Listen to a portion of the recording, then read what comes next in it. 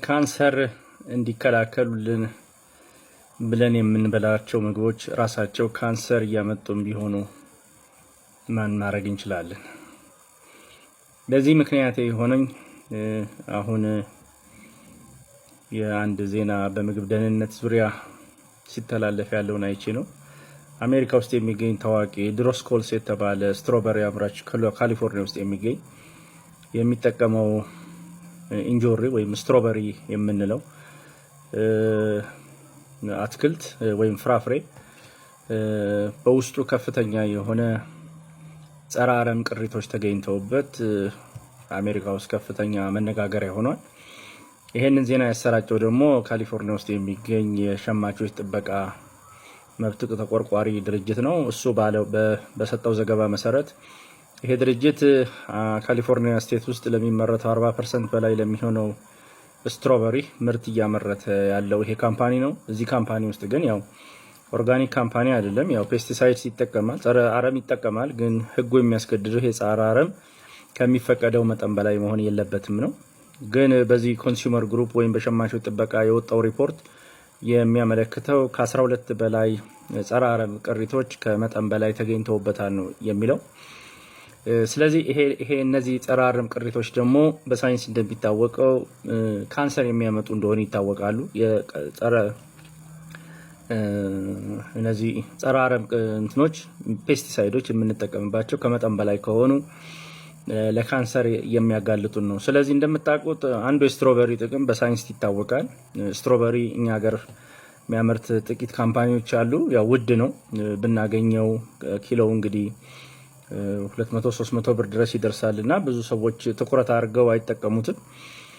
ግን ለካንሰር ለመከላከልና ሰውነታችንን ስለሚከተሉ ካንሰር ፈጣሪ ኬሚካሎች ስትሮበሪ መጠቀም አንቲኦክሲዳንት በመሆን የሚቀንስ ነውና ራሱ ካንሰር ይከላከልልናል ብለን የምንበላው አትክልትና ፍራፍሬ ራሱ ካንሰር አምጪ መሆኑ ችግር ይሆናልና እዚህ ላይ ማሳሰቢያ ለመስጠት ፈልጌ ነው። ስለዚህ ይሄ ዜና እንግዲህ የሚያመለክተው አሜሪካ ውስጥ ይሄ ከተካሄደ ወደ ሀገራችን መጣ ብለን ብናየው በሀገራችን እየተመረቱ ያሉ አትክልትና ፍራፍሬዎች ጸረ አረም ይጠቀማሉ። ጸረ አረሙ የሚረጨው ልክ እንዴት ልበለው የማላሪያ ወይም የወባ መከላከያ መርጫ በመንፋት ነው የሚረጨውና መጠኑ አንዳንዴ ሊበዛ ወይም ሊያንስ ይችላል። ስለዚህ በዚህ ላይ እኛ ባጠና ነው ጥናት እንግዲህ ባጠና ነው ስል እንግዲህ ብዙ ጥናቶች አካሄደናል የሚሰማን ስለሌለ ነው እንጂ ሀገራችን ውስጥ የሚገኙትን ሰላጣ፣ አፕል፣ ስትሮበሪ እና ቲማቲም አጥንተናቸዋል። እዚህ ባጠናናቸው ውስጥ ከፍተኛ የሆነ ጸረ አረም እንደሚገኝባቸውና ይሄም ጥንቃቄ መደረግ እንዳለበት ምክክር አድርገናል በየቦታው።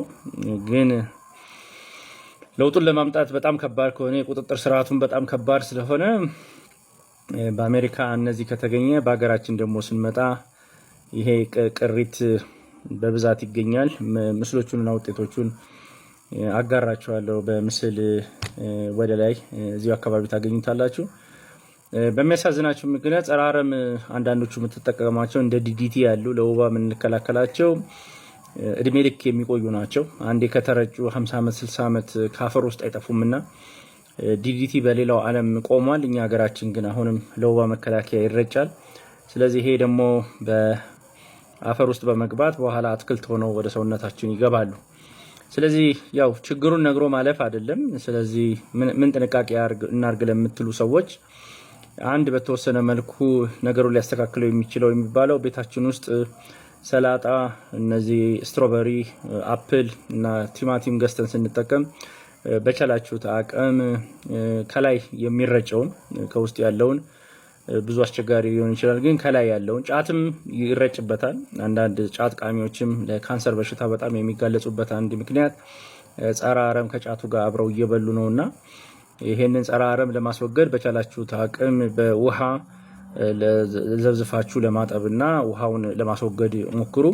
እኛ ባጠና ነው ጥናት እስከ 32% ድረስ በማጠብ የተወሰኑት ጸረ አረሞች ቅናሽ ስለሚያደርጉ አጥባችሁ ለመጠቀም ሞክሩ። ከዛ ውጪ ሁለተኛው ያለው ምክር በጥሬው ከመሆን ይልቅ አብስሎ መብላቱ ደግሞ የሚጠቅመው ጥቅም አለ። እሱ ደግሞ በተወሰነ መልኩ በመናበስልበት ጊዜ ተበጣጥሰው ሊሰበሩ የሚችሉ ጸረ አረም ኬሚካሎች ሊቀንሱ ይችላሉና በምትበሉበት ጊዜ ጥሬ ከመብላት ይልቅ አብስላችሁ እንድትበሉ ብዬ ሞክራለሁ። ከዛ ውጪ ግን ያለው የጸረ አረም ችግር የሚመጣው አንድ ጊዜ በምትበሉት ብቻ አይደለም። እኔ የምግብ ደህንነት ባለሙያ ነኝ። አንድ ነገር መርዝ ውስጡ መኖሩ ወይም ኬሚካል መኖሩ ወዲያው አይደለም ጉዳት የሚያደርሳችሁ። ሰውነታችን የራሱ የሚያጣራበት መንገድ አለ። ኩላሊትና ጉበታችን አለ። ለነዚህ ግን ቲማቲም ሁል ጊዜ፣ ሰላጣ ሁል ጊዜ፣ ወይም አፕል ሁል ጊዜ፣ ወይ ስትሮበሪ ሁል ጊዜ ከሆነ መጠኑ ይጨምርና ኤክስፖዠራችን ወይም የምንጋለጠው መጠን ይጨምርና ለሰውነታችንም ከማጣራት በላይ ሆኖ ትርፍ ሲሆን ነው እነዚህ ካንሰር አምጪ ሴሎች የሚቀየሩትና ምግባችሁን በቻላችሁ አቅም ለማሰባጠር ሞክሩ። ጠላታችሁን ምግብ መድኃኒትም ነው መግደያም ነውና ምግባችሁን ለማሰባጠር ሞክሩ ማለት እፈልጋለሁ። ስለዚህ ባላችሁበት አካባቢ የምትጠቀሙባቸውን አትክልቶችና ፍራፍሬዎች ከጸረ አረም የጸዱ መሆናቸውን እንድትረጋገጡ ነው። ጸረ አረም በውስጡ ያለበት ምግብ ብንበላ ምን ያስከትላል ካላችሁ ብዙ ጉዳቶች ያደርሱብናል። በጤና መታወክ፣ ካንሰር በማምጣት ውርጃ በማስከተል ካንሰር በማንጣት ለተለያዩ በሽታዎች የሚያጋልጡን ስለሆነ ምግባችንን ጸረ አረም መጠቀም ግዴታችን ነው። ምግብ እንደምታውቁት ነፍሳት በጣም እያስቸገሩ ነው። ቲማቲማችንም፣ ስትሮበሪውም፣ አፕሉም፣ ሰላጣውም ከማደጉ በፊት ከተዘራ በኋላ እንዳያድግ በማድረግ እነዚህ ነፍሳቶችና ስለሚያበላሹብን መርጨቱ ግዴታ ነው። መስተካከል ያለበት ግን ማለት በህግ ሊመራ ይገባዋል። የሚጨመሩትም ኬሚካሎች በዓለም አቀፍ የተፈቀዱ አሁን ሀገራችን እንግዲህ ወደ ውጭ ኤክስፖርት ለማድረግ ከምትቸገርባቸው ነገሮች ውስጥ ሌላ ዓለም 50 ዓመት 40 ዓመት ያቆመውን ጸረ አረሞች አሁንም ሀገራችን ውስጥ ጥቅም ላይ ይውላሉና ይሄንን መንግስትም እየሰራበት ነው። የበለጠ ደግሞ ትኩረት ማድረግ አለበትና የካንሰር መጠናችን በጣም እየጨመረ ሄዷል። በየጥቁር አንበሳ፣ በጳውሎስ በየቦታው ብትዩ የካንሰር በሽታው በጣም እየጨመረ ነውና ካንሰርን ለመከላከል ብለን ነው እንደዚህ አትክልትና ፍራፍሬ ብሉ ምንለው። እነሱም ለመከላከል ግን በመታረጉት ጥረት ደግሞ እነዚህ አትክልትና ፍራፍሬዎች ደግሞ መልሶ የካንሰር መምጫ መሆናቸው ያሳዝናልና ምግባችሁን አሰባጥሩ። መንግስት ቁጥጥር ያድርግባቸው። በህገወጥ መንገድ በየቦታው ጸረ አረም እየረጩ መጠኑን ሳይጠምቁ ከመጠን በላይ ተጠቅመው ቅሪቱ እየጨመረ ህብረተሰባችንን እንዳይጎዳ ጥንቃቄ እናድርግ ለማለት ነው። በአሜሪካ ውስጥም በዚህ አካባቢ የምትገኙ ይሄንን ምርት ወይም ስትሮበሪ ድሮስኮልስ የተባለውን ምርት በአሜሪካም የምትጠቀሙ ካላችሁ ጥንቃቄ አድርጉ። ከዚህ ጋር ግን ይሄ መረጃ የመጣው ከአሜሪካ ከካሊፎርኒያ የሸማቾች መብት ጥበቃ ግሩፕ ጋር ተያይዘው ነው። ስለዚህ እኔም እንደምታውቁት የኢትዮጵያ ሸማች መብት ተቆርቋሪ ድርጅት የሚባል አለ። የሱ የቦርድ ሰብሳቢ ነኝ። ይሄ ድርጅት ከተቋቋመ ብዙ ጊዜ ሆኖታልና በቻልነው አቅም አሁን እየሰራን ያለ ነው እንግዲህ መረጃ በመስጠት ህብረተሰቡ የራሱን ጥንቃቄ እንዲያደርግ አደሴም ታም ይሄን ቪዲዮ ለሁሉም ሰው በማጋራት መንግስት አካላት ጋር የሚደርስና ለአምራቾች ለሚያመርቱትም ሰዎች ይሄን ምርት በማረጋችሁ ምክንያት ራሳችሁ ላይ፣ ቤተሰባችሁ ላይ፣ ማገርላችሁ ላይ ጉዳት ታደርሳላችሁ። የካንሰሩ ጉዳት አምራቹ ዛሬ ገንዘብ ቢያገኝበትም ነገ ደግሞ እነዚህን ቲማቲም፣ ሰላጣ፣ ጎመን የተለያዩ ምርቶችን ደግሞ በልታችሁ እናንተም ቤተሰብም ልጆቻችሁም በካንሰር ሊሰቃይ ይችላልና ጥንቃቄ አድርጉ ነው።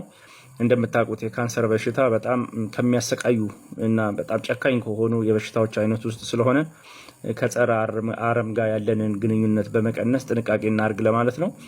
የኔን ከተማሪዎች ጋር የሰራሁትን የጥናት ጽሁፍ ሊንኩ ላይ ልክላችሁና ማንበብ የምትፈልጉ ካላችሁ ወይም ጎግል ላይ ገብታችሁ እንድትነቡና መረጃ እንድታረጉ። ከዛ ውጭ ግን አጥባችሁ አብስላችሁ ለመጠቀም የጸረ አረም ቅሪትን ለመቀነስ ጥንቃቄ አድርጉ ለማለት ነው።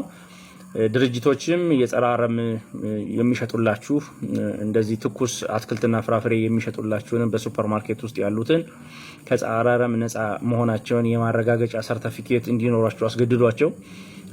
አምራቾችም ደግሞ የጸረ አረም ነፃነቱን የሚያመለክት ምልክት በመጠቀም ሰው ምርጫ ወስዶ እንዲጠቀም እንድታረጉ ለማለት ነው። ራሳችሁን ጠብቁ። አመሰግናለሁ።